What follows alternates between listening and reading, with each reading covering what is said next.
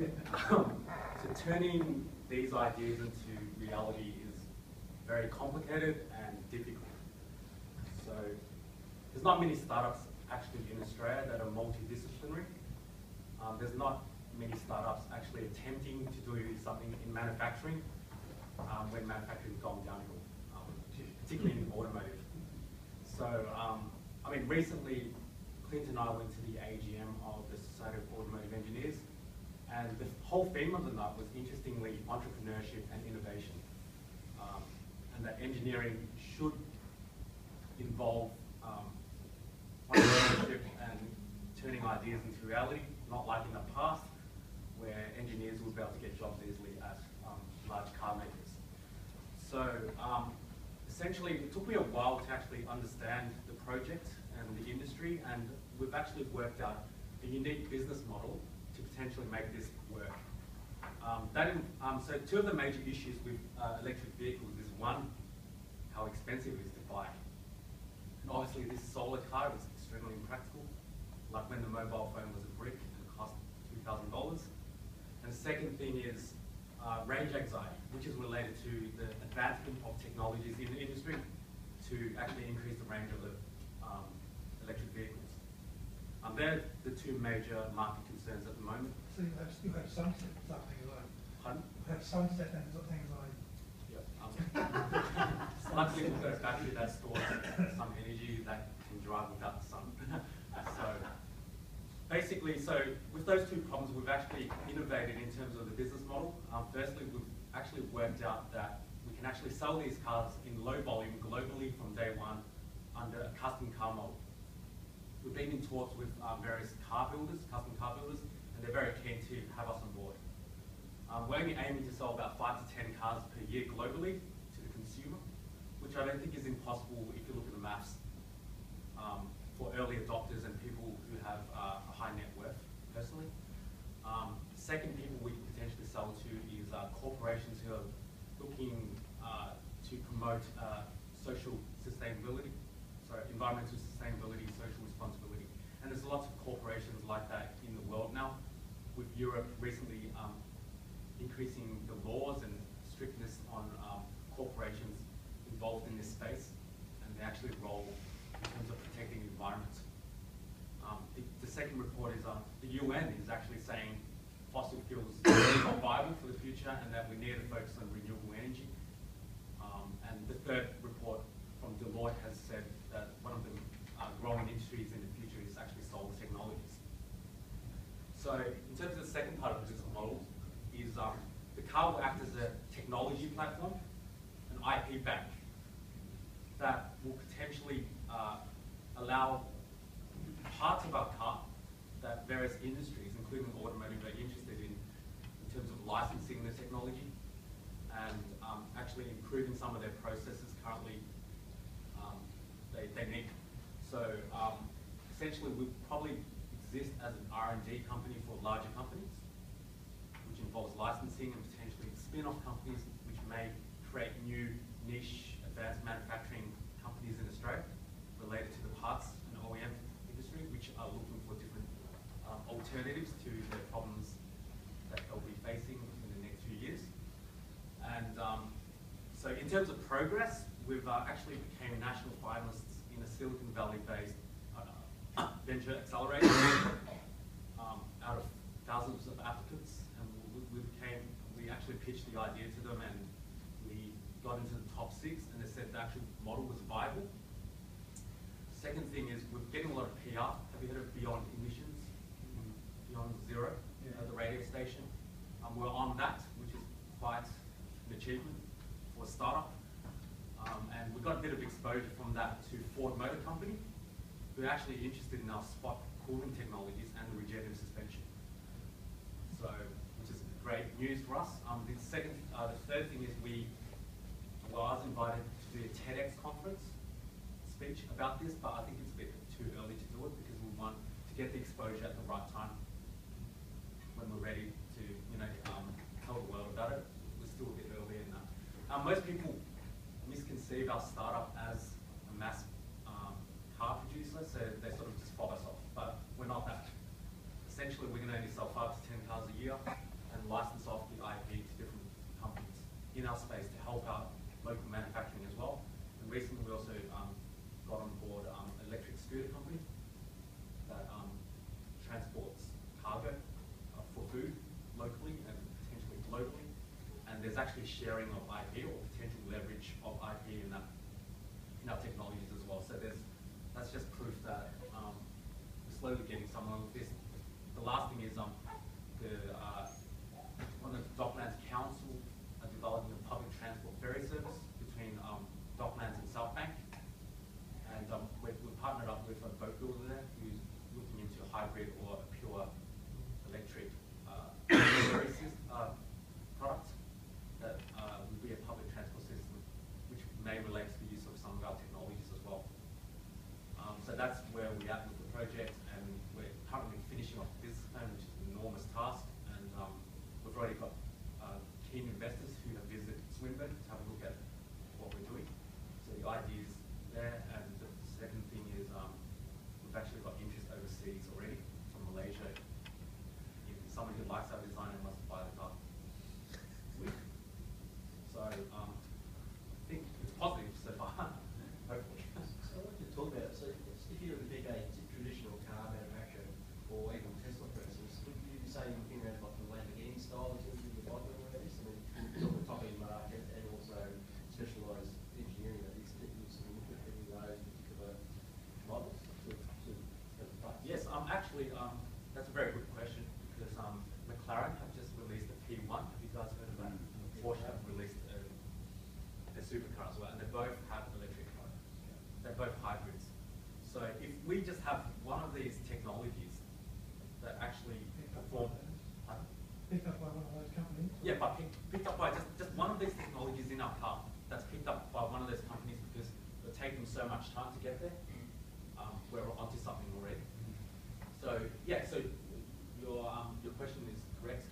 In the supercar class, they will probably be looking at some of our technologies because they don't really have the time to R&D and test the product. So if we can actually get this road going on the road, then we've actually done 80% of it. Who's your target market?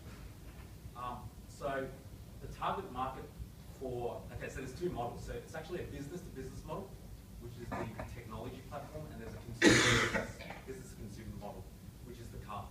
Our target markets for the car at the moment, we are finding very rich people internationally who just collect cars, who are relatively educated, generally have an idea of sustainability, and the risky ones who are early adopters to technologies. So we're not looking at someone who are the conventional type who want the airbags.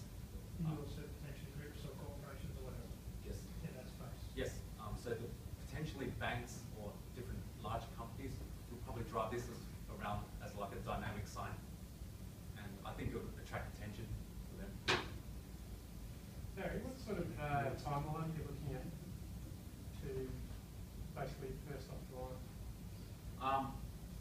So as soon as we raise the amount of money, basically we're ready to build the prototype. So we're looking between about 6 months to 12 months in terms of raising money. But we're focusing on the local market first, but it's unlikely that we'll get the majority of our investors in the local market, which means we have to look overseas. And then after that, the car will pretty much be built between 6 to 12 months. Does that include validation, or is that just to get a working product? Pretty much validation as well. So we'll be able to, as soon as we build the prototype, we'll be able to take pre-orders from people, and then with a bit of testing when we have the prototype, we'll be able to actually build them and adjust some of the things the engineers have done to actually build the car to roadworthy specs. What sort of capital will you need to build the prototype? About $750,000. It's not that big actually. Tesla actually cost Elon Musk to build his first car, which failed, which was like on a Lotus body, Yeah. $6.5 million. Because the difference with him is he idealistically went for the mass market with all the airbags and stuff, but we're not looking at that model. We're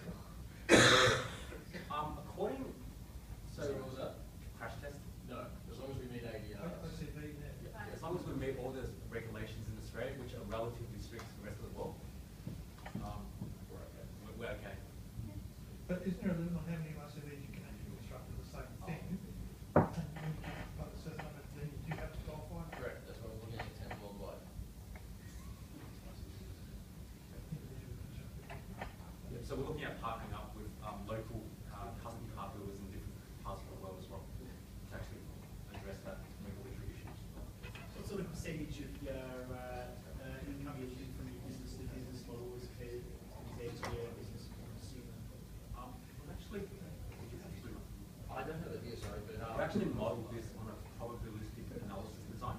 Clint's actually got a PhD in it, so you can explain this more. Essentially, though, the car doesn't pay for itself, breaking even, and the return on the investment is going to sit right there. That's essentially the way the model's looking. One of the things we do want to do that hasn't been mentioned here is we want to really reward the custom car builders. A lot of the custom car builders, if you get a custom car build, the guy who built it for you probably not getting a lot out of it. So part of that model is to make sure those guys are well rewarded so that they want to carry the car as well. And that's something we can do having the IPL avenue. I think the IP for the shock absorber would be, Yeah, I think that's there's a lot of shock absorbers in the world. Like I said, Ford sent us listen to that interview, Ford sent us And Yeah, all after of the radiative. And all of the work on some sort of hydraulic measure isn't the electric ones, hydraulic and electric. So pure electric is something. And yeah, the regenerative suspension has application in different industries as well, like gyms, for example. Yeah.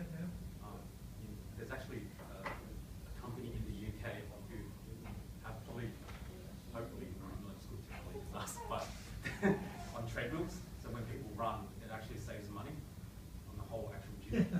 The driving power for the gym. And the other one we were looking at, so they get carbon credits or something like that. Muscle tone and And the other one is boats at night. So if you have a solar boat, for example, rocking at night will charge you overnight. The other one is bridges. Yeah, sway, yeah. The sway. So there's actually lots of different applications that we haven't explored deeply at the moment that the regenerative suspension has. I think you could find that the spin-off be much bigger in the car. That's the plan. Yeah. Much bigger though. Yeah. Yep. So yeah, that's where we're at, but it's very exciting. And how far off do you think the first car will be built? I'm not a psychic, but I knew you were going to say that. I'd say probably within the next 1 or 2 years. Hopefully we'll have something at the International Northern Motor Show. And we've already got contacts in that. We've got contacts at Formula 1 as well, via Aurora. So if we get to that stage, then we're going to make history, really. That's Look, what's you going to do all the other car companies who just push a show in there. It's got no wins in it. Like Ford Holden or whatever. It's going to be a car of the future. Is your preference to launch in Australia, in Melbourne, or are we looking overseas? Oh, wow. John, you probably prefer it to be launched in Melbourne, right? Absolutely. Well, according to Wiki, we are the manufacturing capital of Australia. So if we can actually do it, ideally in Melbourne. Not Geelong? Geelong, sorry. That's really sending a message out, isn't it? We're going to Geelong. We can have a lot of He's not expecting the internet. we've got a lot of industrial space out there. When Toyota and Ford and the rest of them close, if we can do something here, then there'll be a massive social reward for us as well. On top of the financial, but we've actually found the balance between the two. That we get that social impact, and also potentially the economic benefit too. Sorry, Greg, just another one. Have you spoken at all with the Victorian government in relation to the growth fund that's currently being discussed between Ford, General Motors, Toyota? It's potentially something that you may be able to tap into, I suppose. So the growth fund is the money that's being made available to a number of engineers and manufacturing workers that are going to be maybe done in over the next 5 years. Is that the one in Broadmeadows? Like, is like something related to the So it's a combination. There was originally there's about I think it was $60 million was pledged from federal government. Yep. Then another 15 from state, and then I think Holden were asked to chip in 15 million roughly to take it to the ballpark. And the money's primarily targeted at transitioning people out of automotive manufacturing into similar or different industries. I've heard about that, but to be honest, I haven't investigated deeply. But one thing I heard is Ford Australia, because they recognise that we have really good engineers here, they're looking to build an R&D collaboration company here in Australia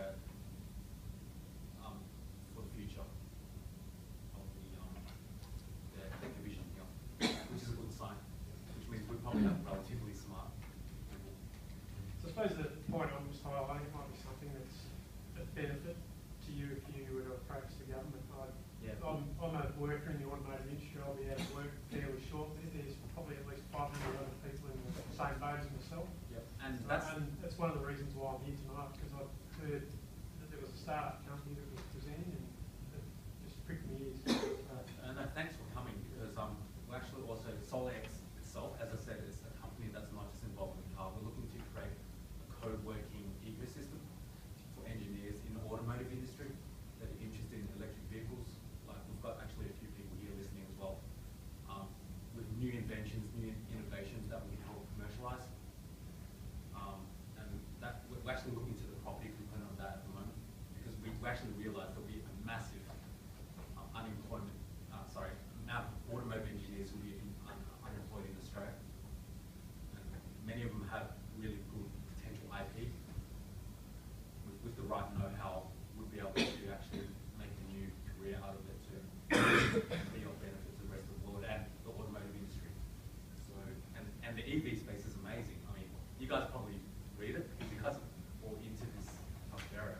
But the actual sales of EVs is increasing almost like very fast, and the only thing at the moment that's limiting is the battery. But that's changing as well. And also Australia, I think in 15 years, they were saying the markets research report says Australia only has about 1% market share of the whole EV market. Most of it Japan, China, and the US.